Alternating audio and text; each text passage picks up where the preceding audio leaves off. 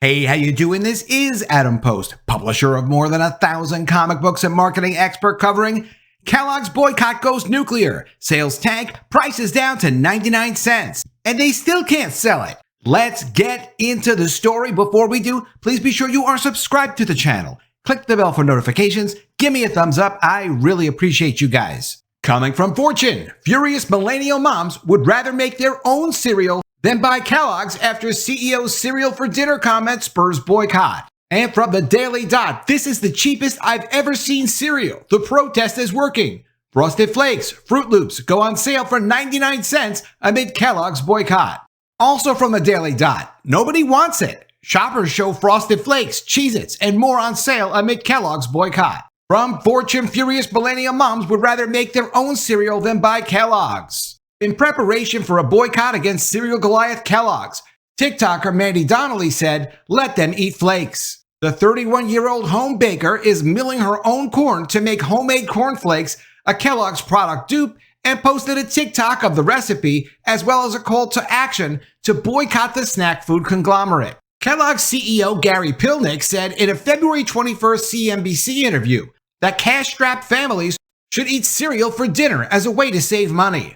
The cereal category has always been affordable, and it tends to be a great destination when consumers are under pressure, he said. While the phrase has been used in Kellogg's marketing for years, it's rubbed consumers the wrong way amid inflation-induced grocery cost increases, which were 5% higher in 2023 than the year before. Even as inflation rates level off, prices of food and drink basics have stayed high. And of course, inflation is cumulative. So if you go back to 2020, prices for things like food and drinks are up anywhere from 30 to 50% from 2020 to now. Quote, "There's this mega corporation boasting about all their profits they've been making, and they continue to raise their prices," Donnelly told Fortune. "And then they have the nerve to go tell people, well, if you're struggling to feed your families, buy our products." Kellogg's has remained silent in a time of decreased consumer spending, relying on cereal mainstays like Fruit Loops and Corn Flakes to energize profits. The company has benefited from price increases, seeing a fourth quarter price to mix increase of 7.5%,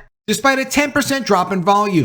CEO Pilnick makes $1 million a year, with an additional $4 million coming from incentive compensation, according to an SEC filing. The cereal industry is generally going strong. General Mills is projected to beat earnings estimates ahead of its March 20th earnings report. Seeing WK Kellogg reap the rewards of raising prices has incited plenty of online anger. Pilnick's LinkedIn post following his CNBC interview was flooded with critical comments, and TikTok has begun to organize a boycott of Kellogg's products for the second fiscal quarter starting April 1st. The hashtag boycott Kellogg's tag has over 18.5 million views on the app, and the efforts have spurred the creation of letthemeatcereal.info, a website outlining the purpose and demands of the boycott, which include a 25% decrease in Kellogg's brand prices and the removal of harmful chemicals from the products. The boycott includes products from both Kellogg and Kellanova, two independent companies that split from Kellogg in 2023.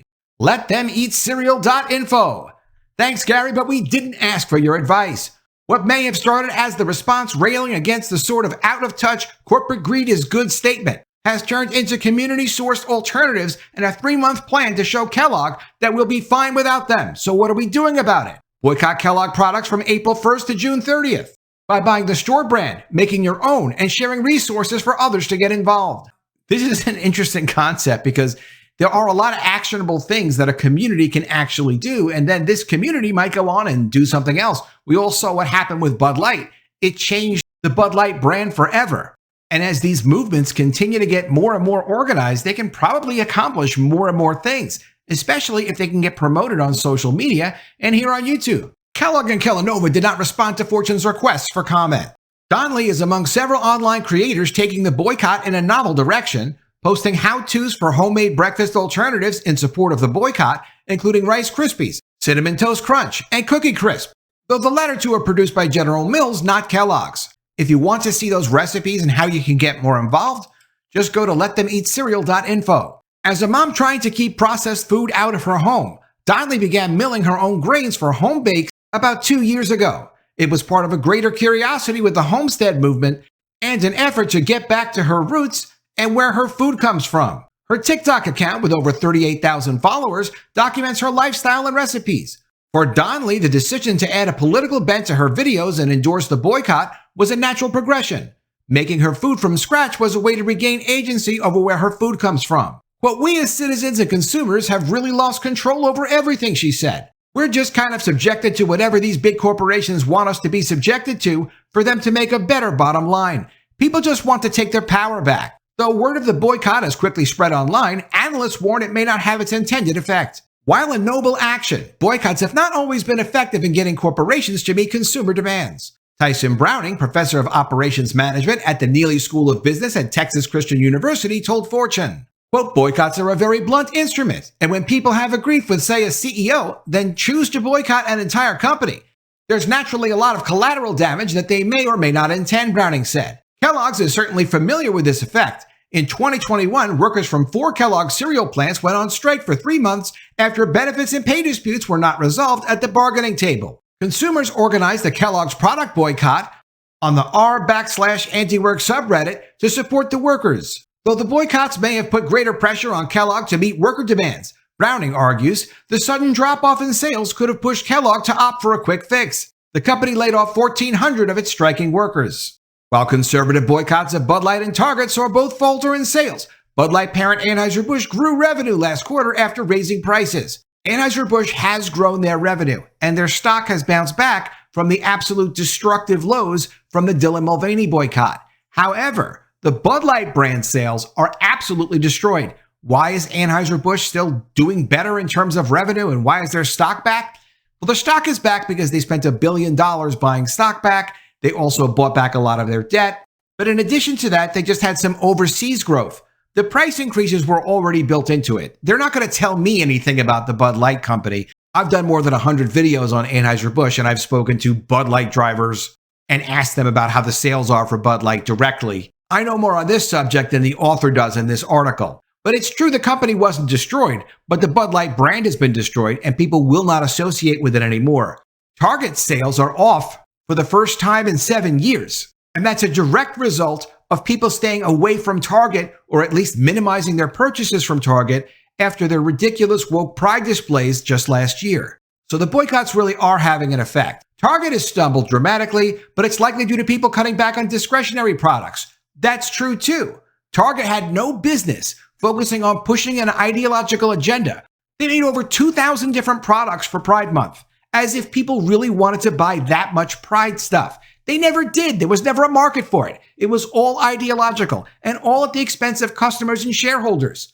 They knew they were never going to sell that much of that stuff. Target has needed to deal more with their theft in their stores. They haven't paid enough attention to that, instead of focusing on pushing an agenda. And there's more bad news for frustrating consumers, Saunders said. Prices aren't coming down anytime soon. The Consumer Price Index for final demand rose 0.6% last month, an indication that inflation is still creeping up. The index for processed foods and feeds rose 0.3%. While prices aren't coming down, inflation is stabilizing, meaning buyers shouldn't expect to see dramatic price hikes. But prices will still remain reasonably high, although I think we're not going to see prices keep going up like they've done over the past couple of years, he says. That's sort of behind us, including for Kellogg's. Even as inflation levels out, there's other factors impacting the price of food, tying Kellogg's hands when it comes to lowering prices. The cost of transportation has gone up. The cost of labor has gone up. Kellogg's has faced price increases for its own production, in the same way that other companies have faced price increases, and it's passed some of those increases along to consumers. Food companies are contending with labor shortages, forcing them to increase wages. Chipotle said they will increase the price of burritos after the passage of a California law, raising the minimum wage to $20 per hour. Supply shortages, such as for sugar and cocoa, will force price increases for Oreos and Ritz, and grocery stores may want to nudge customers towards their own cheaper private brands by keeping the name brand costs higher. There's still pressure for Kellogg's and other grocery conglomerates to keep their prices in check, Saunders argues. Walmart and other discount retailers are aware of consumer sensitivity to rising costs and will want to keep their affordable reputations. But companies are paying attention to volumes and sales numbers to set prices, not online noise. Quote, a lot of these boycotts are not based on rationality, Saunders said. Yeah, we don't care about rationality. We're just going to stop buying your stuff. And we're going to use our social media to let other people know we're not buying your stuff and why. And then they can choose if they want to support it or not. I don't tell people to boycott anything, but people have seen my videos, and I know a lot of people have been a little bit better informed and have decided, you know what, if these companies aren't going to respect me as a customer, I'm not going to be a customer. That's what happens. Saunders goes on. They're very gut-based reactions to things. And I don't think that people asking for a boycott really want to have a debate with Kellogg's about the nuance of pricing or whether cereal is good to have for dinner. But despite not being the most efficient tool for consumers, there's not much else they can do to make their voices heard, Browning said. Choosing which products to buy and avoid is still the consumer's great superpower. But we're always choosing what we do and don't want to buy, and I think we should definitely vote with our pocketbooks in that way. For Donnelly, a home baker and mom who feels passionately about where her food comes from, a boycott still has its noble sheen. Quote, I support anybody who's willing to stand up for what they believe in, especially when it affects the greater good. Yeah, she's got the right idea. Definitely check out letthemeatcereal.info. And from the Daily Dot, this is the cheapest I've ever seen cereal. The protest is working. Frosted Flakes. Fruit Loops go on sale for 99 cents amid Kellogg's boycott. A word to the wise, if there's an economic crisis and the cost of food has reached astronomical new heights, maybe don't be the head of a multi-billion-dollar corporation and tell people to eat cereal for dinner to help make ends meet. That's something the CEO of Kellogg's is learning the hard way after comments he made about the growing economic concerns surrounding food inflation and many U.S. citizens' inability to feed their families without government assistance. In his interview, he commented on the growing fiscal crisis that's laying waste to so many families' finances in the country in a moment that many people compared to Marie Antoinette's Let Them Eat Cake. Once Pilnick's comments went viral online like TikTok and Reddit's Eat the Rich sub, the reactionary outrage seems to have carried on into the real world. A call for the boycott of Kellogg's products reverberated across the internet and transferred to store shelves.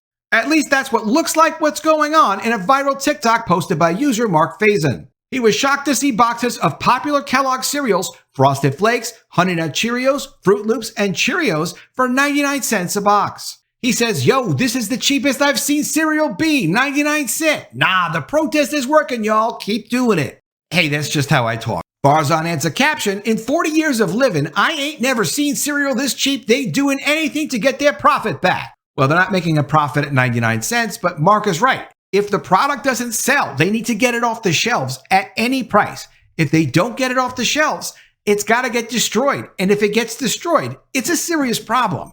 That's not how companies make money. They can't be destroying their inventory. Also from Daily Dot, nobody wants it. Shopper shows Frosted Flakes, Cheez-Its, and more on sale in Kellogg's boycott. In a now viral TikTok, which was viewed over 3 million times, TikToker Ash took viewers around a local supermarket where Kellogg's cereal and Cheez-Its remain virtually untouched, despite the store even marking it down cheaper in an attempt to get rid of them. Quote, nobody wants it, she said, as the camera panned across the pristine, untouched rows of Kellogg's. Nobody wants it. Naturally, the comments section was full of support for the boycotters. Keep up the good work, one wrote. Nobody playing with Kellogg's, another added. The people has spoken. Quote, spent $400 on groceries today and not 1 cent on Kellogg's, a shopper revealed. A further commenter quipped, quote, I hope the CEO of Kellogg's is ready to eat cereal for breakfast, lunch, and dinner, because for the way they stocks are looking, he might need to. Quote, even with the markdown prices, why even bother going back to them after they showed us what they really think of us, another commenter asked. The scenes at this store even inspired a commenter to suggest a further idea. Quote, we have to do this as a roaming boycott to all the companies that have gotten too big and forgot who their customers are. And that's what really could happen with the letthemeatcereal.info website. If not this site, another site. There are enough people doing social media that we can get together and make a difference and give people options if they decide they want to do something like this. It's impressive to see what people can do when they get together and they talk to other people and they get involved on social media and they decide, hey, we're going to make a difference. It's just me. Maybe it's me and 10 million other people. I have no idea. But when people get together, they can be very powerful. Even though you're just one person, if you think about it, one person can always make a difference. It's always one person that stands up and decides they're going to make a difference. And then when one person sees another person stand up, 2 more people stand up, 5 more people stand up. We don't have to boycott Kellogg's. We don't have to boycott anyone. But we can be aware of where we're spending our money and what we're supporting, and we can walk away from these companies if we don't want to support them. They need to go after our business. And if they're not giving us what we want, or if they're not respecting us, we don't have to buy their products. There's always another company. There's always another opportunity. We don't have to give loyalty when we don't get loyalty. Let me know what you think of all this in the comments below. Always love to see your ideas. Please be sure you are subscribed to the channel.